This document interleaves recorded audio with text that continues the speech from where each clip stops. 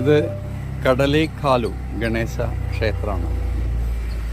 ഇതൊരു ഒറ്റക്കൽ പ്രതിമയാണ്. അതാണ് അവിടെ എഴുതിയിരിക്കുന്നത്. 4.5 മീറ്ററോളമുള്ള കെട്ടിടങ്ങളാണ്.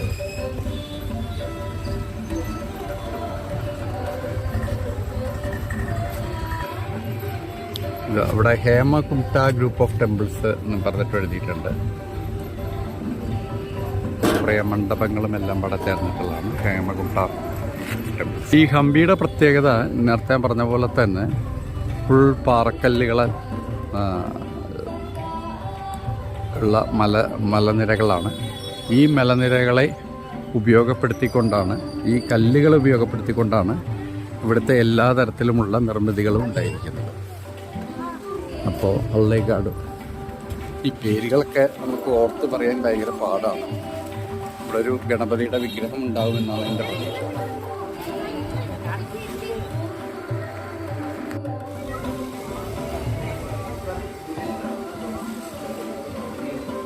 ഗണപതി ക്ഷേത്രത്തിൻ്റെ ഇങ്ങോട്ട് പ്രവേശിക്കുകയാണ്.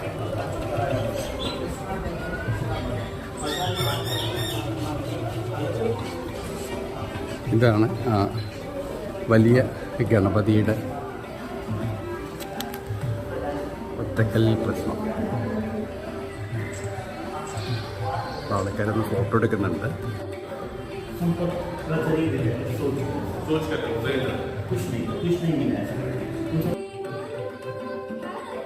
സ്കാനർ സ്ഥാപിച്ചിട്ടുണ്ട്. അതിൽ സ്കാൻ ചെയ്ത് വെച്ചെങ്കിൽ നമ്മൾ പോകുന്ന സ്ഥലങ്ങളുടെ എല്ലാം കൃത്യമായ ഒരു ഓഡിയോ എക്സ്പ്ലനേഷൻ നമുക്ക് അവൈലബിൾ ആയിരിക്കും. അത് കേട്ടുകൊണ്ട് പോകുന്നത് കൂടുതൽ സഹായകരം.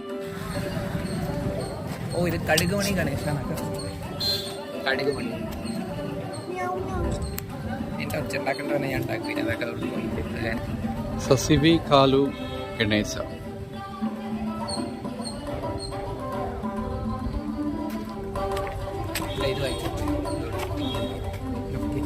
Monument structures, Lakshmi temple, Shiva temple.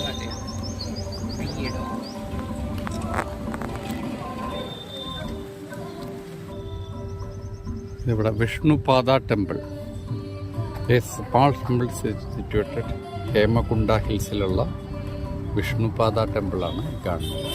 ഈ ക്ഷേത്രങ്ങളിലൊന്നും ആരാധനകളില്ല, മറിച്ച് ഇതെല്ലാം മോണ്യുമെന്റ്സ് ആയിട്ട് പ്രൊട്ടക്ട് ചെയ്യപ്പെട്ടതാണ്. വിഷ്ണുപാദ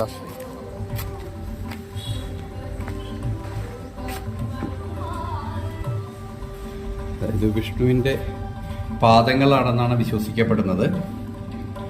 നേരത്തെ പറഞ്ഞ പോലെ ഈ ഹേമകുണ്ട ഗ്രൂപ്പ് ഓഫ് ടെമ്പിൾസിൽ കുറേ ക്ഷേത്രങ്ങളുണ്ട്. ഇവിടെയൊന്നും ആരാധനകളില്ല, മറിച്ച് ഇതെല്ലാം സംരക്ഷിക്കപ്പെട്ടിരിക്കുകയാണ്. ഒരു ഹിസ്റ്ററിക് മോണ്യുമെന്റ്സ് ആയിട്ട് ഇതിനെയെല്ലാം പരിരക്ഷിച്ചിരിക്കുകയാണ് ചെയ്തിരിക്കുന്നത്. നമുക്ക് ഈ ഗണേശനെ കണ്ട ശേഷം ഇങ്ങോട്ട് പോവാം.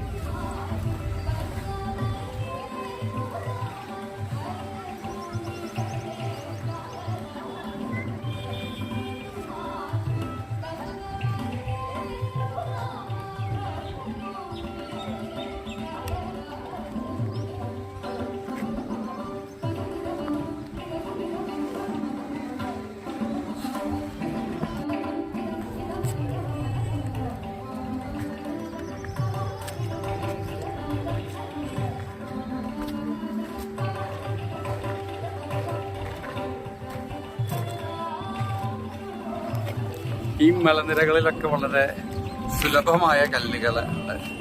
ഈ കല്ലുകൾ ഉപയോഗിച്ചിട്ടാണ് ഇവിടുത്തെ പല നിർമ്മിതികൾ നടത്തുന്നത്. പക്ഷേ നമ്മൾ അടുത്ത ഗ്രൂപ്പ് ഓഫ് ടെമ്പിൾസിന് പോകുമ്പോൾ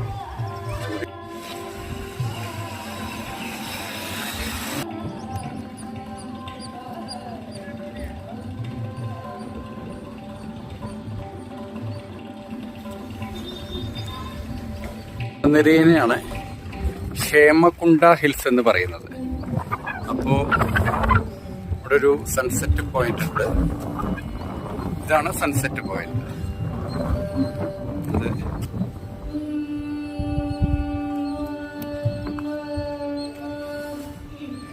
ഇവിടെ എന്തൊക്കെയാണ് ഇവിടെ മൊത്തത്തിൽ ഹംപി എങ്ങനെയാണ് പ്ലാൻ ചെയ്തിരിക്കുന്നത് എന്നുള്ളതിൻ്റെ ഒരു ഔട്ട്ലൈനാണ്. ഇത് 1, 2, 3 പ്രാവശ്യം വന്നാലും നമുക്ക് ഏകദേശം ഒരു ധാരണ കിട്ടുള്ളൂ. ഈ ഒരു വിസിറ്റ് നടത്തിയിട്ട് ഇതിനെക്കുറിച്ച് വിശദീകരിക്കാൻ കുറച്ച് പ്രയാസമാണ്. നമുക്ക് ഇവിടെ എല്ലാം ആൾക്കാർക്ക് സായാഹ്നങ്ങളിൽ ഇരിക്കാനുള്ള എല്ലാ സംവിധാനങ്ങളുമുണ്ട്. നല്ല കാറ്റടിക്കുന്ന വളരെ പ്ലസന്റ് ആയിട്ടുള്ളൊരു അറ്റ്മോസ്ഫിയറാണ്. ആ നേരെ കാണുന്നതാണ് വിരൂപാക്ഷ ക്ഷേത്രം. അത് അതിപുരാതന ക്ഷേത്രമാണ്. ഹംപിൻ്റെ ഇപ്പോഴത്തെ ഈ ഡെവലപ്മെന്റ് ഉണ്ടായിരിക്കുന്നത് 16-ാം നൂറ്റാണ്ടിലാണ്. പക്ഷേ BC കാലഘട്ടങ്ങളിൽ തന്നെ, അല്ലെങ്കിൽ അതിലും വളരെ മുന്നേ തന്നെ വിരൂപാക്ഷ ക്ഷേത്രം ഉണ്ടായിരുന്നു. അതിൻ്റെ ഒരുപാട് കൺസ്ട്രക്ഷൻസ് വിരൂപാക്ഷ ക്ഷേത്രത്തിലേക്ക് പോകുമ്പോൾ പറയാം. അവിടുത്തെ പല കൺസ്ട്രക്ഷൻസും കാലക്രമത്തിൽ ചെയ്യപ്പെട്ടിട്ടുള്ളവയാണ്. ഒറ്റ കാലഘട്ടത്തിൽ ചെയ്തു തീർത്തതല്ല, പല പല രാജാക്കന്മാർ ചെയ്തതാണ്. അപ്പോൾ ഇതാണ് കണ്ട വീണ്ടും ഒരു ക്ഷേത്രത്തിൻ്റെ കോംപ്ലക്സ് ആണ്. അവിടെ എന്തൊക്കെയോ കൺസ്ട്രക്ഷൻ വർക്ക് നടന്നുകൊണ്ടിരിക്കുന്നു. അങ്ങോട്ട് ഇപ്പോൾ പ്രവേശനം ഇല്ലാതെ തോന്നുന്നുണ്ട്. കാരണം അവിടുത്തെ ചിലപ്പോൾ ഉണ്ടാവും, അറിയുള്ളൂ. എന്തായാലും ഈ ഹേമകുണ്ടിൽ നിന്ന് തന്നെ കുറേ കാര്യങ്ങൾ നമുക്ക് കാണാൻ കഴിയുന്നു.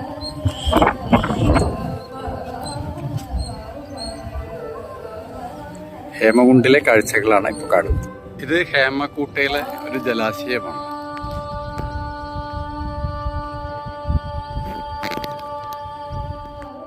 ഒരു ശ്രീ ആഞ്ജനേയ ടെമ്പിൾ.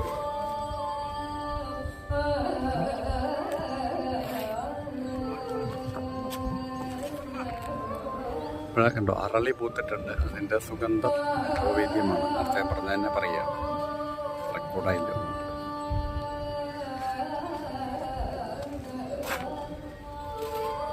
ഒരു ഹനുമാൻ ക്ഷേത്രമാണ്.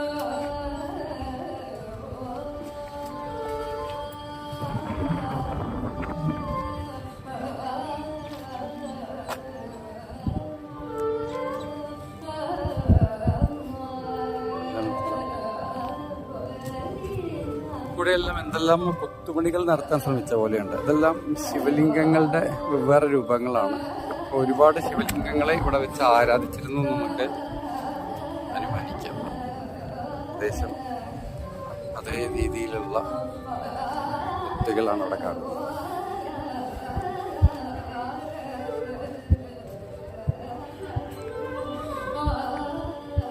ഇതാണ് നമ്മുടെ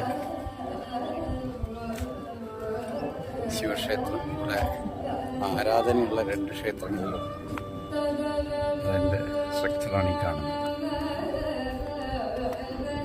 ഈ കാണുന്നത് രാജഗോപുരം.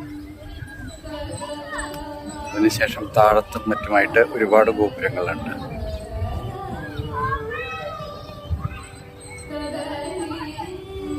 നമ്മൾ കണ്ടുകൊണ്ടിരിക്കുന്നത് ഹംപിയിലെ ദൃശ്യവിസ്മയങ്ങളാണ്. നമ്മളെ ഭാരതത്തെക്കുറിച്ച് അറിയണമെങ്കിൽ, ഭാരതത്തിൻ്റെ വാസ്തുശാസ്ത്രത്തെക്കുറിച്ച് അറിയണമെങ്കിൽ, പൈതൃകത്തെക്കുറിച്ച് അറിയണമെങ്കിൽ നമ്മൾ ഇത്തരം സ്ഥലങ്ങൾ സന്ദർശിക്കണം, കഴിയുന്നത്ര മനസ്സിലാക്കണം. അതിൻ്റെ പൂർണ്ണ ചരിത്രങ്ങളും കാര്യങ്ങളൊക്കെ മനസ്സിലാക്കിയെടുക്കാൻ നമുക്ക് ഒരുപക്ഷെ സാധിച്ചൊന്നും വരില്ല. എന്നാൽ പോലും കഴിയുന്നത്ര കാര്യങ്ങൾ മനസ്സിലാക്കുന്നത് നന്നായിരിക്കും.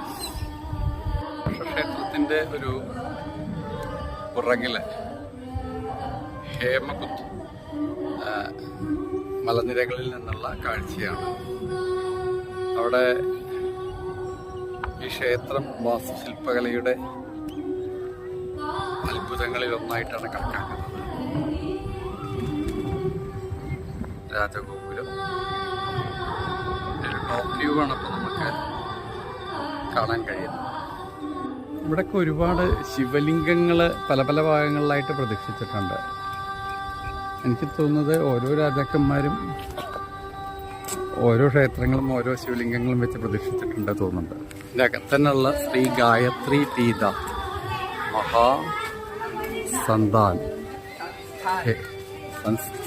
മഹാസംസ്ഥാൻ ഹേമകൂട്ട ഹംപി ക്ഷേത്രമാണ്. ഈ ഹേമകൂട്ട എന്ന് പറഞ്ഞ ഹേമകൂട്ട ഹിൽസാണ്. ഇതിൽ ഒരുപാട് അമ്പലങ്ങളുണ്ട്. അതിൽ ഒന്നാണ് ചെറുക്ഷേത്രങ്ങളുടെ സ്ട്രക്ചർ ഇങ്ങനെയാണ്. ഞാൻ പറഞ്ഞത് ഇത് ഹേമകുട്ട ടെമ്പിൾ കോംപ്ലക്സ് അതിൻ്റെ ഭാഗമാണ്. അല്ല, ഇത് വിരൂപാക്ഷ അല്ല, താഴത്തുള്ളത് വിരൂപാക്ഷ. അതിൻ്റെ ഈ ഭാഗങ്ങളെല്ലാം നമ്മൾ നിൽക്കുന്നത് ഇപ്പോൾ ഹേമകുട്ട മൗണ്ടിലാണ്, അതായത് മലനിരകളിലാണ്.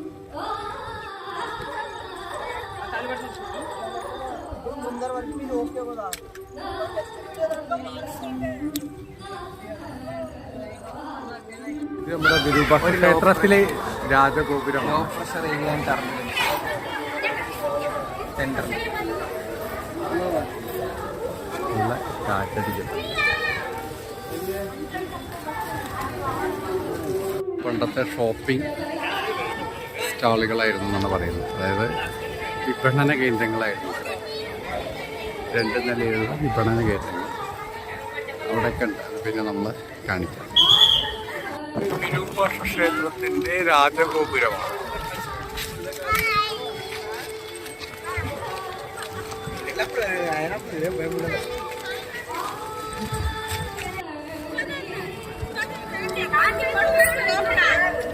ഈ രാജഗോപുരം നിറയെ കൊത്തുപണികളാണ്.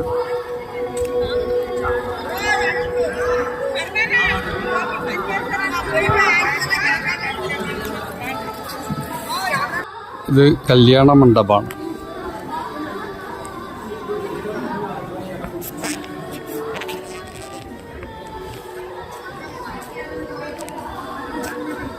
പൊതുവെ ഈ വിരൂപാക്ഷ ക്ഷേത്രത്തിലെ മെയിൻ്റനൻസ്, അതായത് പരിപാലനം വളരെ ഇമ്പ്രൂവ് ആവാനുണ്ടാവും. അത്രത്തോളം നല്ലതായിട്ട് തോന്നിയില്ല.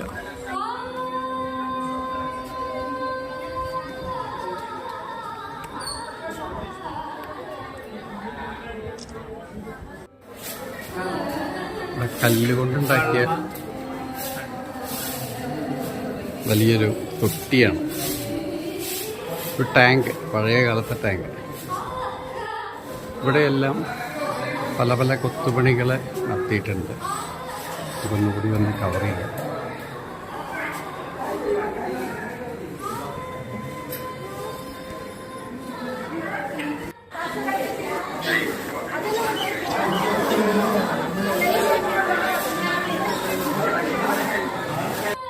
ഇവിടെയാണ് വിരൂപാക്ഷ ക്ഷേത്രത്തിലെ ഒരു ആർക്കിടെക്ചറൽ അത്ഭുതമായിട്ടുള്ളത്.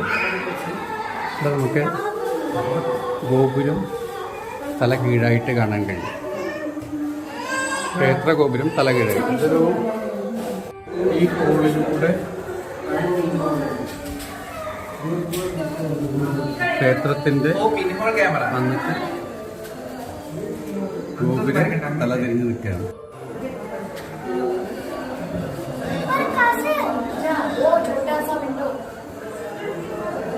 ഇവിടെ ക്ഷേത്രത്തിൻ്റെ ഇവിടെയുള്ളൊരു പ്രത്യേകത എന്താണെന്ന് വെച്ചെങ്കിൽ കുറേ ഭാഗങ്ങളിൽ അവർ ഹോൾസ് പ്രൊവൈഡ് ചെയ്തിരിക്കുകയാണ്. അപ്പോൾ ആവശ്യത്തിനുള്ള പ്രകാശം ഈ മേഖലയിൽ കിട്ടുന്ന രീതിയിൽ സീലിങ്ങിൽ കുറച്ച് ഹോൾസ് കൊടുത്തിട്ടുണ്ട്. ഇവിടെ കാണാൻ പറ്റും. അവിടെയാണ് ഒപ്റ്റിക്കൽ രാജഗോപുരം, വിരൂപാക്ഷ ക്ഷേത്രം, അവിടെ ചേർന്നിരിക്കുന്ന ഗോപുരത്തിൻ്റെ തലകീഴായിട്ടുള്ള രൂപം വീക്ഷിക്കുന്ന സ്ഥലം.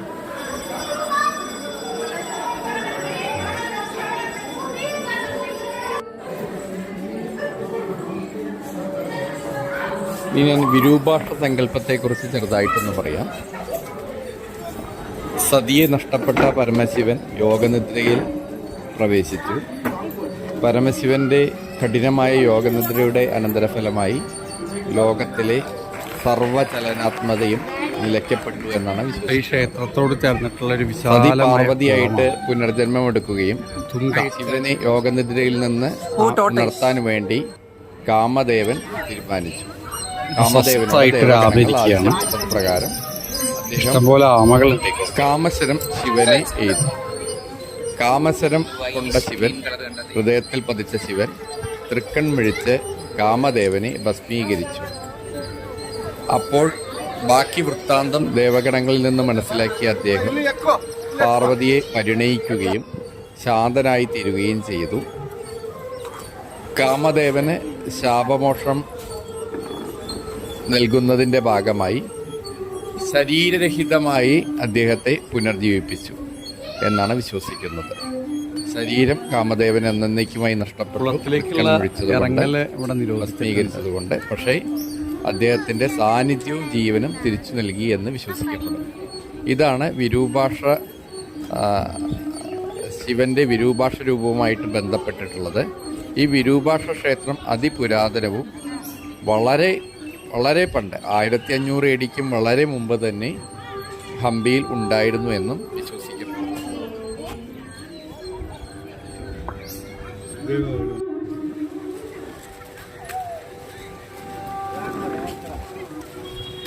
കാലഘട്ടത്തെ വലിയ ബിസിനസ് കോംപ്ലക്സുകളായിരുന്നു. ഒരുപാട് കച്ചവടങ്ങൾ ഇവിടെ നടന്നിരുന്നു പറയപ്പെടുന്നു.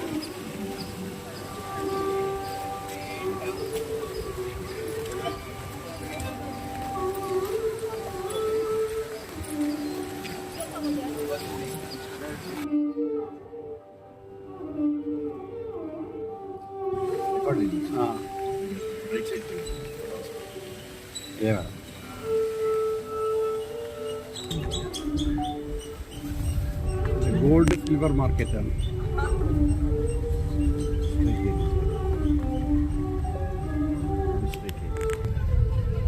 जैसा हम अभी कॉम्प्लेक्स देखते हैं ना बेचने का, वैसा ही है. സബി മാർക്കറ്റ്, बाजार भी बोलते हैं इसको. और एक ഹംപി ബസാർ. ഇതാണ് ഹംപി ബസാർ. स्टेप कहाँ है? क्या वो वाला. वो वाला इसके पीछे अच्युतराय टेम्पल बोल के आता है. तो आप इधर से गए तो फिर आप थक जाएंगे.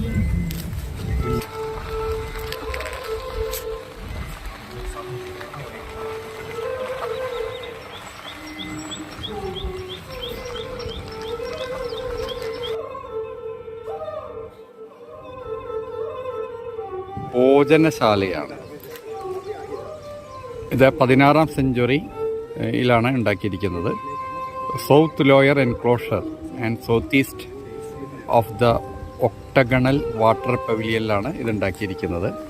ഇത് സൈനികർക്ക് ഭക്ഷണം കൊടുക്കാൻ വേണ്ടിയിട്ട് ആ കാലഘട്ടത്തിൽ ഉണ്ടാക്കിയത്. आने वालों को खाने के लिए और इसको बोलते हैं भोजनशाला. वो साइड की पत्ते लगा था ना.